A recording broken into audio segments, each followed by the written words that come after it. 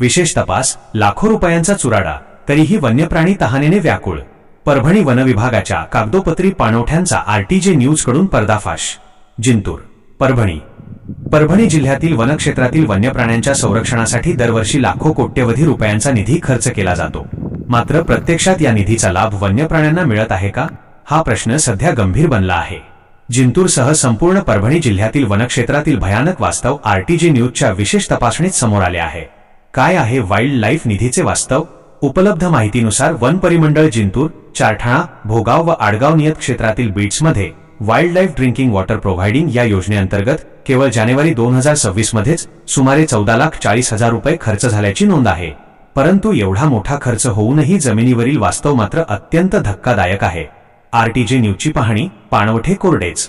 सामाजिक कार्यकर्ते संजय रामराव आडे यांच्यासोबत केलेल्या पाहणीत जिंतूर भुसार टेकडी, घेवंडा माळ पठार आणि केहाळ तांड्याकडे जाणारे वनक्षेत्र यांसह अनेक ठिकाणचे कृत्रिम पाणवठे पूर्णपणे कोरडे पडलेले दिसून आले. मार्च 2026 मध्ये वनविभागाने 4,000 लिटर क्षमतेचे पाणवठे कार्यान्वित असल्याचा दावा केला होता. मात्र आज त्या दाव्यांवर प्रश्नचिन्ह निर्माण झाले आहे. पाण्याच्या शोधात वन्य प्राण्यांचा जीव धोक्यात. वन विभागाचे जलस्रोत आटल्यामुळे वन्यप्राणी आता मानवी वस्तीकडे वळत आहेत. नीलगाय, हरिण आणि रानडुक्कर शेतशिवार गाठत असल्याने अपघात आणि संघर्षाच्या घटना वाढत आहेत. नुकताच पिंपळगाव काजळे येथे पाण्याच्या शोधात आलेल्या नीलगाईवर भटक्या कुत्र्यांनी हल्ला करून तिचा जीव घेतल्याची घटना समोर आली आहे. ही घटना प्रशासनाच्या अपयशाचा पुरावा ठरत आहे. मागणी, उच्चस्तरीय चौकशीची गरज. 2019 मध्ये उभारलेल्या 20 कृत्रिम पाणवठ्यांची देखभाल आणि दुरुस्तीवर झालेला खर्च नेमका कुठे गेला, असा सवाल आता उपस्थित होत आहे. या प्रकरणी विभागीय वन अधिकारी डॉक्टर राजेंद्र पुंडलिक नाळे यांच्याकडे उच्चस्तरीय चौकशीची मागणी करण्यात येणार आहे. निधीचा हा गैरवापर आहे की नियोजनशून्य कारभार, याचे उत्तर मिळेपर्यंत आरटीजे न्यूजचा पाठपुरावा सुरूच राहील. रफिक तांबोळी, संपादक, आरटीजे न्यूज, जिंतूर. सत्य, निर्भीड आणि जनतेच्या प्रश्नांसाठी कटिबद्ध. आमच्या चॅनलला सबस्क्राईब करा आणि ही बातमी जास्तीत जास्त शेअर करून प्रशासनाला जागे करा. मी संजय रामराव आडे, सामाजिक कार्यकर्ते, जिंतूर. आपणास वन विभागातील जे काही आता ह्या 2 दिवसापूर्वी पिंपळगाव काजळे येथे पाण्याच्या शोधात नीलगाईचा कुत्र्याने चावून जखमी केला आणि याकडे वन विभागाचे दुर्लक्ष झाले. रात्रभर वन विभागाचा एकही कोणताही अधिकारी तिथे आला नाही. त्यावेळी मी संबंधित विभागीय वन अधिकारी श्री नाळे साहेबांना याबाबत कल्पना दिली. त्यानंतरच तिथे कर्मचारी पोहोचले आणि नीलगाईचा शव ताब्यात घेतला. तर सांगायचं जर झालं तर वन विभागाअंतर्गत वन प्राण्यांना पिण्याच्या व्यवस्थेसाठी शासनाने पाणवठे तयार करायसाठी खर्च केलेला आहे.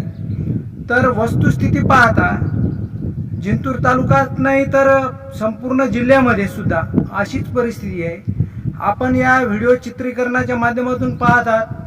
आम्ही सद्यस्थितीला पाणवठे ज्या ज्या ठिकाणी पाणवठे तयार केलेले आहेत त्या ठिकाणी स्पॉट व्हिजिट दिली. तर या व्हिडिओ चित्रीकरणाच्या माध्यमातून जे पाहतात, आजही जून महिना लागला तर पाणवठे सध्या कोरडे आहेत. तर वन विभागाने यापूर्वी वन विभागाने दावा केला होता मार्च महिन्यामध्ये की वन्य प्राण्यासाठी जे पाणवठे तयार केले त्या पाणवठ्यामध्ये पूर्णतः पाणी आहे. परंतु वस्तुस्थिती सदर पाणवठे पाहिल्यानंतर असं लक्षात येते की यामध्ये पाण्याचा प्रवाह पाणी साठा केलेलाच नाही. तर आपण आता सद्यस्थितीला घेवंडा माळ पठारावर वर एक हा पाणवठा पाहतात. त्याचबरोबर